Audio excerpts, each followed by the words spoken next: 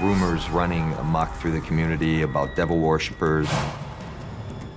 You have to have a certain amount of rage in your system in order to take a body apart, piece by piece by piece. There are monsters who live among us capable of doing this kind of thing.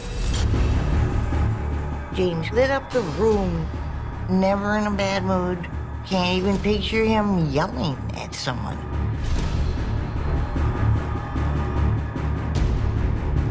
We had concern that this wasn't the first one. The motivation wasn't money, it wasn't drugs, it wasn't sex. It was far deeper than that. It was just not done to kill the person, but destroy this person's image. A shocking murder becomes a dark mystery. The victim's body holds the key to convicting the killer. Every fiber is a clue. Every wound is a piece of the puzzle. In these cases, it's up to the medical examiner to find the crucial evidence and catch the murderer. This is Secrets of the Morgue.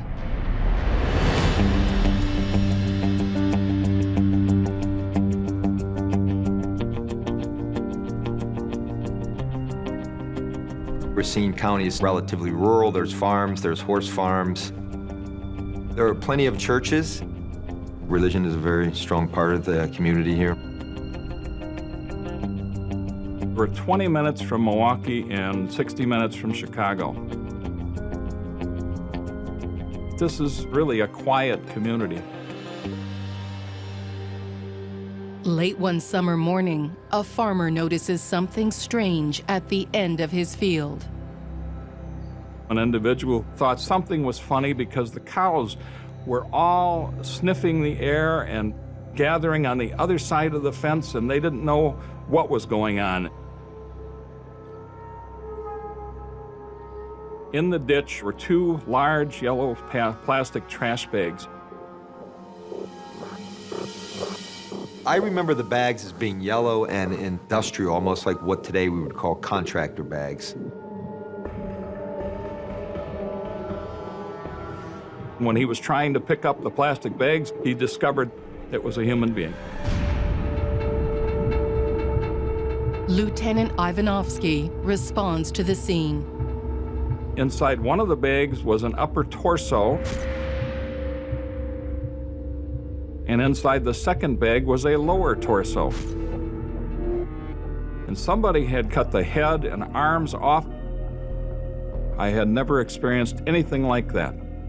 Nothing since like that either. Very gruesome. When all you have is body parts and you don't have a cause of death and you don't have a mechanism of death, a homicide investigator is left with a lot of questions that don't have answers. And the first thing you have to do is to identify that person, because that will start to give you some answers. The remains are sent to Milwaukee County Medical Examiner, Dr. Jeffrey Jensen, for autopsy. I think the most important part of it is closure. Closure for that person's life and closure for the person's family, and to know what happened. At this point in my career, this was the first body dismemberment that I had examined. The first step for Dr. Jensen is to determine whether he's dealing with one or two victims. We have the lower portion of the body in one piece. Then we have a torso that has had the head and upper extremities removed. We can match body parts up based on the known number of lumbar vertebrae. Those two pieces were comparable and compatible in every way. It was a younger male body. The matching lumbar vertebrae prove the remains are from a single victim. The body also reveals a deeply disturbing fact. The individual had been emasculated, then the external genitals removed, and I was not able to identify any hemorrhage related to that. So it would be my opinion that it was most likely a post-mortem emasculation. Dr. Jensen looks for a way to identify the young male victim. We were still relying on old technology, fingerprints, and dental examinations to make identification. Back in 1990, DNA was expensive and not available to most medical examiners. We had no fingerprints, no hands or upper extremities in this case. Lieutenant Ivanovsky and his team are determined to discover the identity of their victim and catch the perpetrator capable of such evil. The level of hurt or damage done to both this individual and his family and the community called for action by police. Obviously, it's protection of the public. Police start by canvassing the area around the crime scene. They have to conduct what they call a neighborhood check or a near area check to see if there's possibly anybody else in the area that might have seen somebody put the bags there, might have seen a suspicious vehicle in the vicinity, might have known anybody that's missing. The houses were very distant and very far apart, where we were going 2 or 3 miles away from our crime scene. We check all of the missing person reports, checking with all of the farms nearby, all of the subdivisions nearby, all of the cars that we could find and the people in the area, and nobody could identify or knew anything. All you have is a scene is where the body is found. That may be a secondary scene, it may be a tertiary scene, but it isn't the murder scene. So you don't have the information and evidence that would flow from that. You don't have an identification of the victim, so you don't know whether they're from 10 miles away or from 25 feet away. All of that are first steps that are very difficult for an investigator. While investigators speak to local residents, a strangely unnerving tale begins to emerge. Someone complained that he had like 5 dogs disappear in like 10-year period, and none of the dogs were old enough to just die on their own. Several residents report disturbing events happening within the county. And there were several people that pointed out that their other neighbors on one side or the other of them possibly were having Satan rituals in their barns late at night or early in the morning. The people that lived outside the city or scene certainly aren't used to violent crime generally, and this kind of violent crime was incredibly scary, and there were rumors running amok through the community about devil worshippers. People that do believe in God and belong to traditional religions, they can be terrified by people they believe worship the devil. That's possibly the reason that this individual was cut up into body parts. They were doing a Satanistic ritual of some type. Police are wary of rumors. But then, Dr. Jensen finds sinister cuts on the victim's skin. There was a peculiar pattern of stab wounds that was present over the midline portion of the back. The stab wounds were vertical up and down and also horizontal. There may be a pattern there. This was some kind of a message or some kind of a symbol. We had to investigate and talk to all of these people and see if, in fact, some of this stuff might have really been going on. In a small town, a case like this can send people into a frenzy. And oftentimes, people will assume that the only people capable of this are members of a satanic cult or some kind of deviant group. And that's often an attempt to try and make sense of something that seems so far beyond the realm of human possibility. But in reality, there are monsters who live among us. All of the neighbors who had been pointed at as being Satanistic told us freely that, yes, they had parties in their barn till early hours of the morning, but it also included beer and whiskey and wine, and nobody did anything illegal. We had no information on the identity of the individual, nor were we getting anywhere to begin with as far as identifying him and finding out what actually happened to him. Investigators continue to speak to residents, hoping for a lead. Racine County Sheriff's Department had several investigators and several deputies literally going from door to door. And we had expanded our search from probably 2-mile circumference to about a 5 or 6 mile circumference. One of the deputies was actually parked on the side of the road making notes in his notebook about whom he had contacted already and whom he had interviewed and what type of information he had gathered. And all of a sudden the dog came running down the middle of the street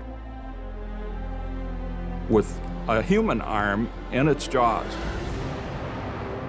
It was in a totally different area from where the other 2 body parts had been found.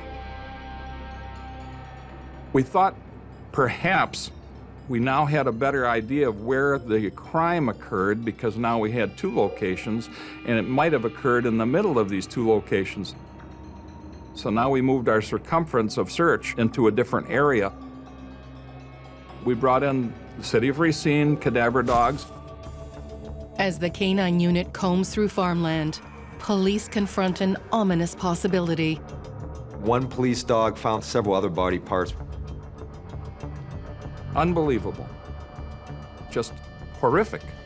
Investigators fear there could be more dismembered victims scattered throughout the county. Detectives are investigating the murder of a young man when the discovery of more body parts leads them to believe there could be multiple victims.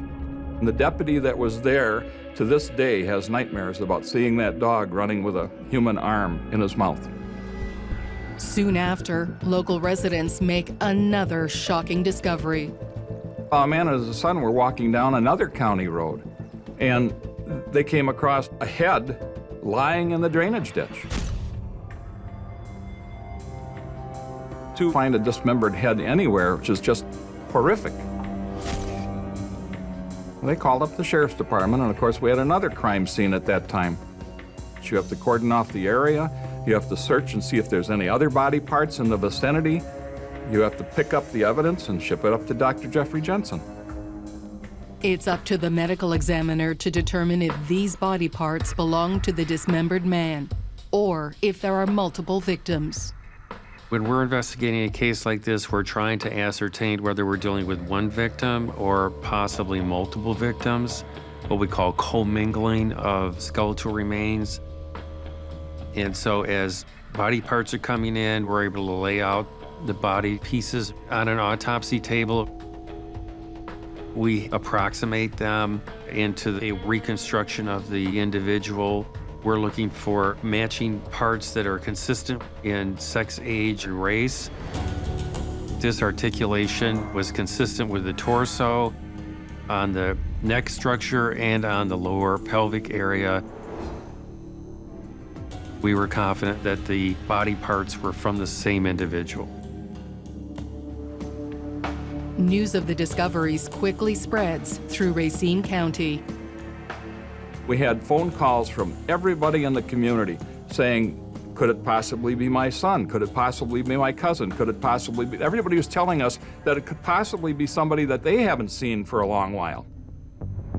At the morgue, Dr. Jensen uncovers a potential clue on the victim's skin. On the right upper shoulder, there was a intact tattoo that indicated the Grateful Dead tour from 1988. So we'd take a Polaroid photograph and release that to the law enforcement, who could then look for that individual. It's not long before a concerned parent contacts police.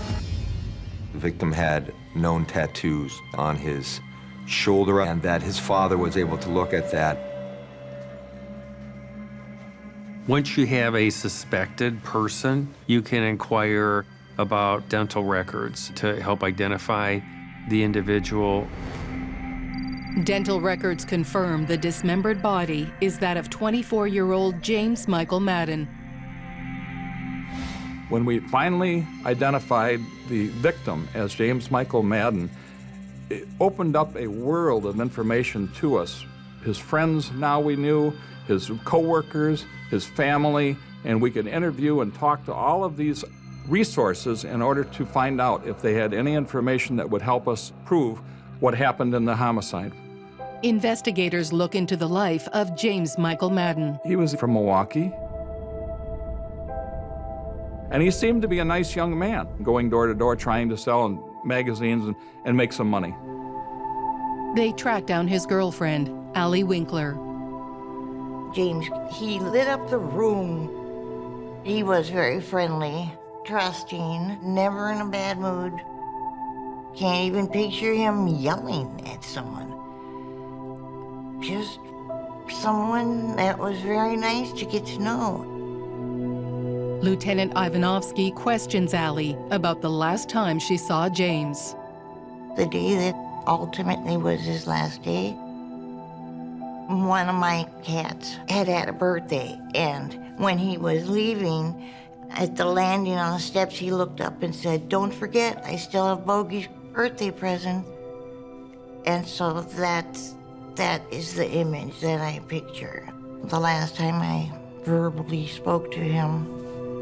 Investigators learn that James then left for work that morning. They speak with his fellow employees.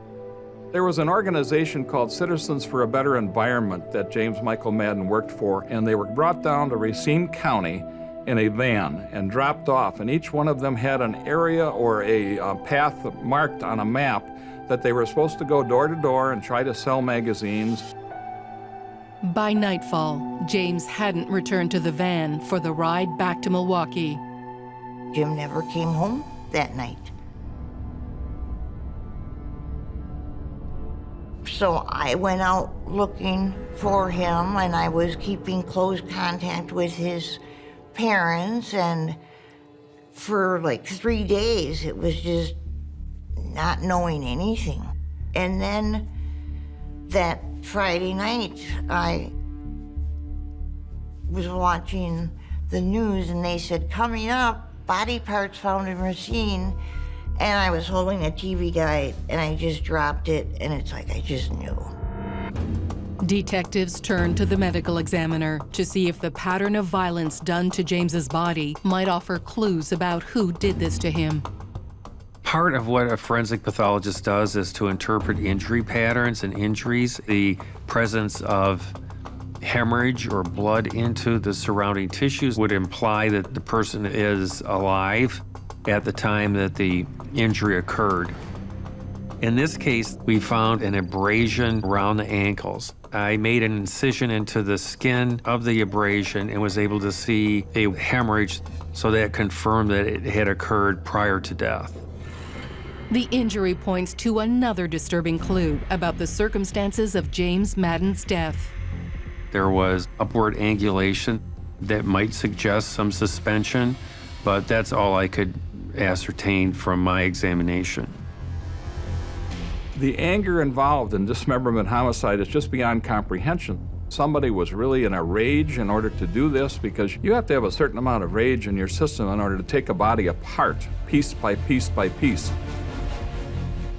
In cases where there is overkill, where the victim's body is mutilated and it makes them almost unrecognizable, investigators will see that as a clue that this person had extreme rage in a way that is above and beyond what we typically see in many homicide cases.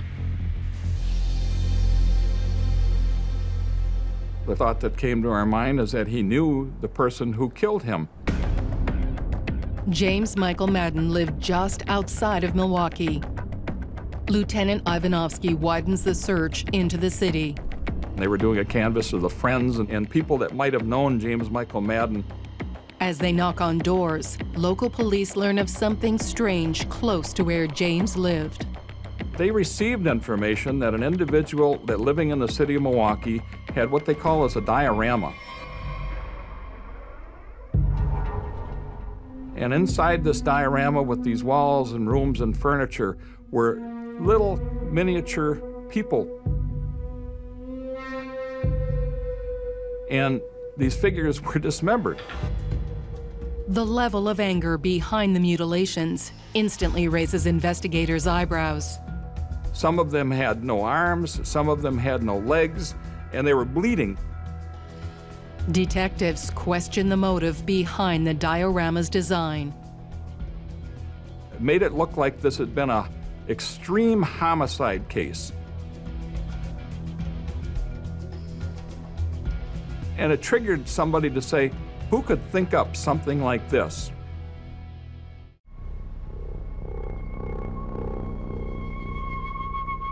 Detectives are searching for James Madden's killer. A strange diorama found near his home is their newest lead. One of the very thoughts that we had when the diorama was discovered was that the killer, he was memorializing an actual crime or maybe more than one crime. Investigators wonder if the disturbing creation is somehow linked to Madden's brutal murder. When you get an emotional kill or an overkill or a frenzy kill, it's someone that you could have killed with 2 or 3 stab wounds, yet you choose to kill them with 45 or 50 stab wounds. You've gone far further than is necessary. It was awful, very baffling. We looked for any similarities to the cuts in dismemberment that we had in Racine County, and there were similarities. Investigators now look for any connection between the creator of the diorama and the victim. We did a thorough investigation of the person that prepared this diorama, and there was absolutely no evidence that he could have possibly been involved. It actually turned out that he was an artist and that he had done this as an art project. Dr. Jensen continues the autopsy and finds a wound that sheds new light on the case. The left hand has a sharply incised defect through the palm of the hand. It looked like it was what we would typically see as a defensive type wound, where an individual would have attempted to grab a knife, for example, under attack. It's clear that James Madden was fighting for his life. Then Dr. Jensen discovers what ultimately killed him. We x-rayed the skull, and there were fragments of a bullet. It was the only real tangible evidence we had into what may have caused the death. More importantly, this evidence could be recovered and examined in the laboratory to find out the identity of the bullet. As the fragments are sent for analysis, Dr. Jensen looks for any other clues to help identify the killer. There was a patterned injury over the palm of the right hand, which to me looked like charring or some kind of attempt to burn off the identifying fingerprints off the right hand. The external genitalia was removed. The heart, the liver, the right adrenal gland, the right kidney are gone. The skull had been fragmented. That would have allowed for the brain to be removed. When you have a killer who has gone to these lengths, you're dealing with emotional and mental health issues as well, which makes them very, very unpredictable. And it is a much larger challenge because now you can't find what the motivation was. It wasn't money, it wasn't drugs, it wasn't sex. It was far deeper than that. It changes the entire direction of a homicide investigation. Dr. Jensen's discoveries lead investigators to consider a chilling new possibility. Everybody was fearful, of course, that there could be a serial killer in the area. One of the biggest shared characteristics of serial killers is psychopathy. They lack empathy. Serial killers often get a thrill out of controlling another person. And that can mean sexually, it can mean socially, and it can be done also through violence. This was for sort of a hate after death thing. With removing vital organs such as the heart and the kidneys, these were things that didn't need to be done in order to conceal a body. This was of great concern to the police because serial killers, they keep killing unless they're caught. To establish if they're chasing a serial killer, investigators search for crimes with identical MOs. There were about 2 or 3 other dismemberment homicides in the country at the time. We did conduct a thorough investigation to see if there possibly could be any kind of a connection. The cuts on our homicide victim were extremely clean. They were done by somebody with a lot of knowledge about dismembering deer or a cow. A butcher, for instance, would leave very clean cuts at the joints. All of the other homicides that could have possibly been similar had horribly, terrible, torn cuts, used like with a saw. There was no connection whatsoever. The similarities were rather weak because of the different methods of dismemberment.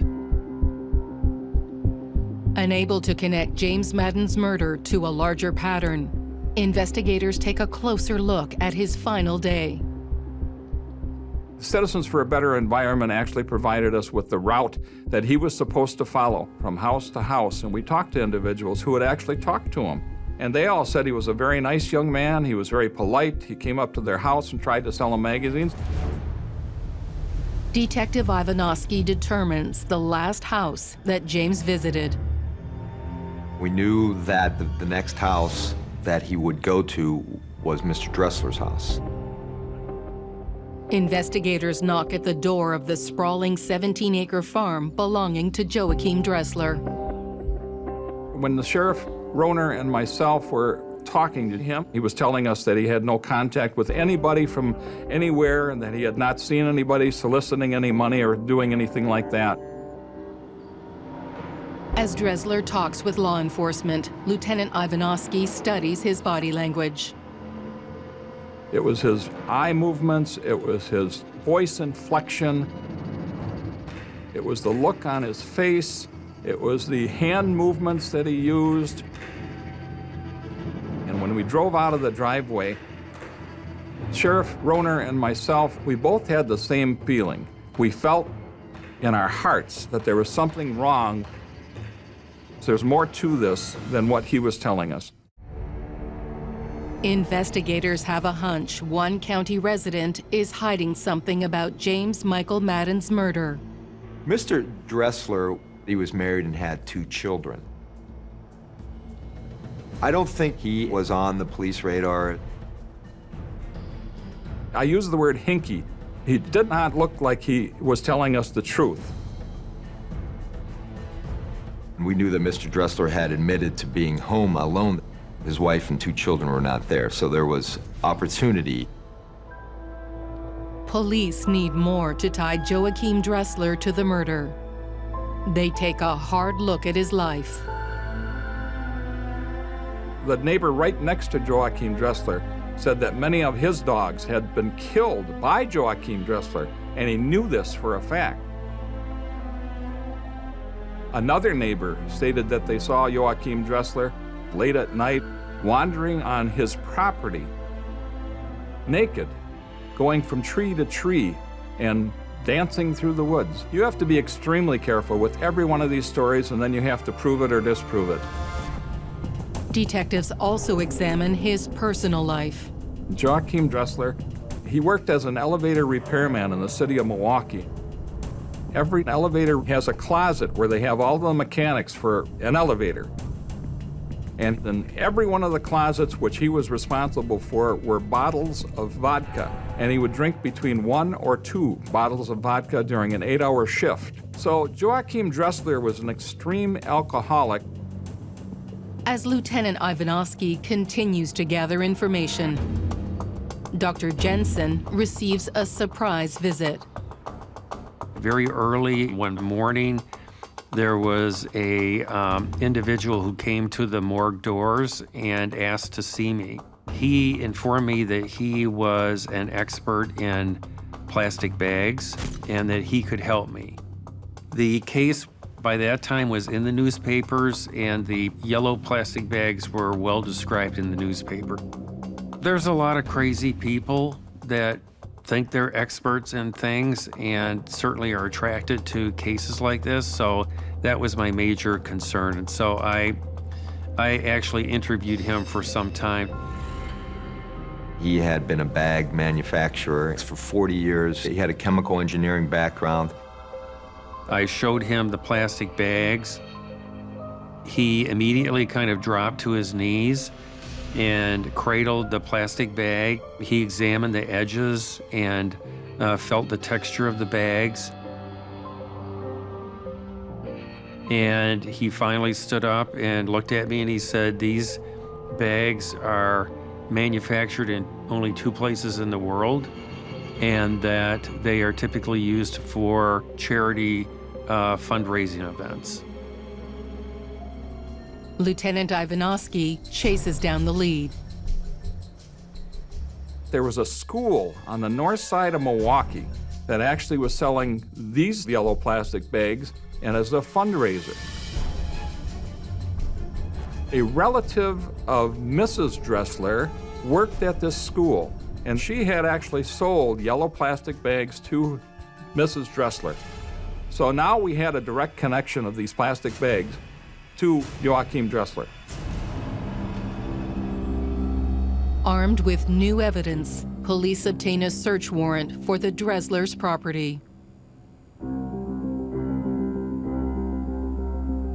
His house was in the middle of 17 acres of property, some of which was plowed land, and some of which was wooded land, and some of which was grassland. So this was quite an extensive search.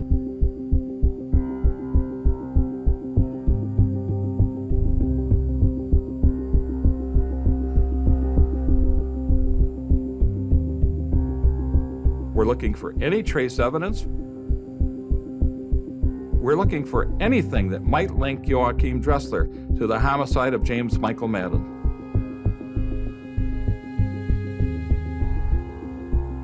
I went down the basement. We discovered extreme amounts of pornography.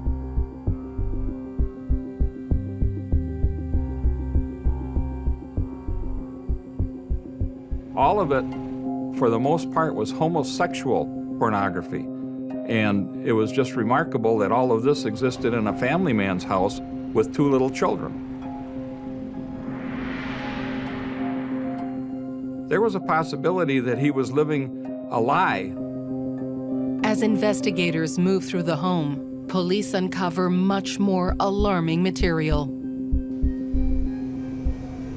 Some of the things that he had were snuff films, sexual films of people being murdered, and he was obviously very fascinated by this. We discovered a hoist inside the garage. And he told us that he used it to lift motors out of cars. But it could very easily have been used to hang a body from and dismember the body in his garage. The search continues to turn up highly suspicious items. When police arrived at the scene, the suspect's child was out in the backyard flying a kite.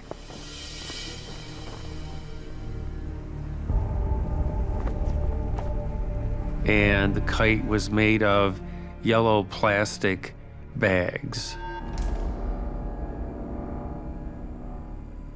So we took the kite, we had it analyzed, and it was discovered to be the same plastic material that James Michael Madden had been found in. Police comb through the house, looking for a murder weapon. We did find this pistol,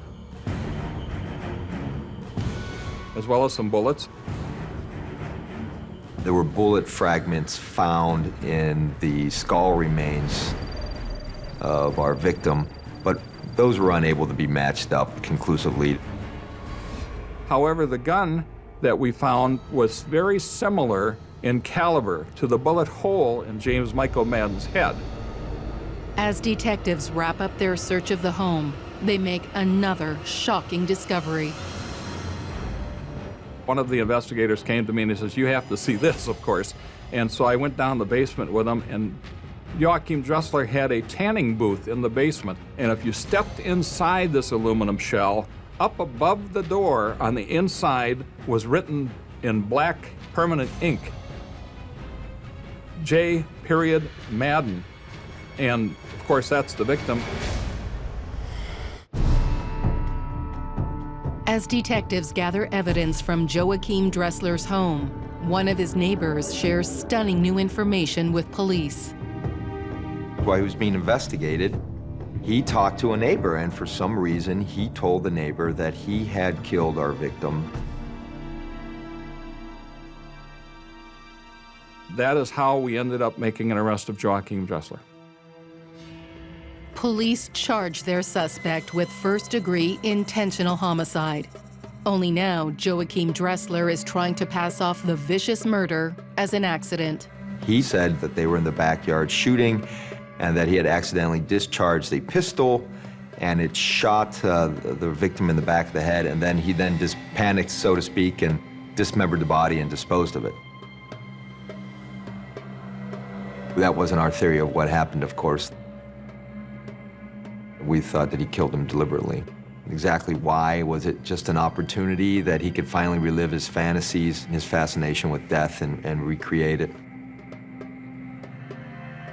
His family was gone, and he had a number of tools that we recovered which could have been used to sever the body and cut it into pieces. The prosecution looks to the medical examiner to show what really happened to James Madden. He's got a defensive injury that he confronted his attacker. Then you have ligature marks, abnormal stab wounds and mutilations, emasculations, dismemberments, and attempts to hide and sequester a body. And so it becomes an unbelievable story to connect an accidental firearm injury with the type of death that this victim experienced. Dr. Jensen's findings clearly point to a cruel and deliberate murder.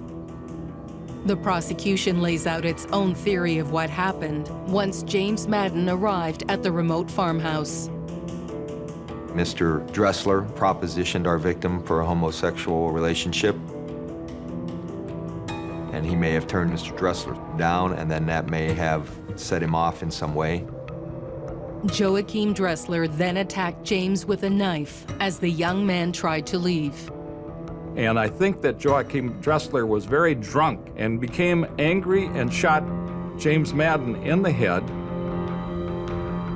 He pulled the body into the garage, hung him from that hook from the hoist, dismembered the body, and hid it in Racine County in several different places. To bolster their theory, the prosecution calls on a man with a haunting tale. We had another witness at the trial, a man named Keith Erickson, who had a very similar episode to our victim, and we offered him as what's called other acts evidence for motive for Mr. Dressler. Mr. Erickson came over to the house to look at buying a car. They both had an interest in guns, and they were shooting guns in the backyard. Mr. Dressler and Mr. Erickson engaged in consensual sex. He was taken into the garage and shown the hoist, which we believe was used to hold our victim upside down when he was attached at his ankles. Mr. Erickson said that Mr. Dressler had made reference to this device and shown it to him. Mr. Erickson was able to walk away unscathed, but when he found out what had happened to our victim, I remember sitting in the interview with him. It was a very scary interview for him, and he was, from his viewpoint, lucky to be alive, to be able to get out of there. With all the evidence and the testimony of Mr. Erickson, the jury appears convinced of Joachim Dressler's guilt.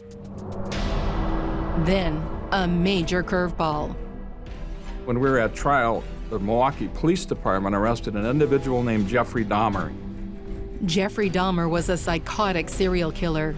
He sexually assaulted and dismembered 17 young men. and was operating just 30 miles away. Of course, the defense attorney was screaming that there is definitely a connection and that Jeffrey Dahmer probably killed James Michael Madden. You never want to underestimate what can go wrong in a trial. In one of the most defining cases of his career, Dr. Jensen becomes the lead medical examiner in the Dahmer case.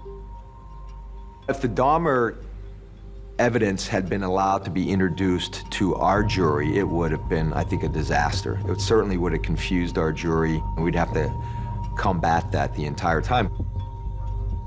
It's up to Dr. Jensen to untangle the disturbing parallels between Dressler and Dahmer. They were attempting to connect the two cases by what they interpreted as similarities.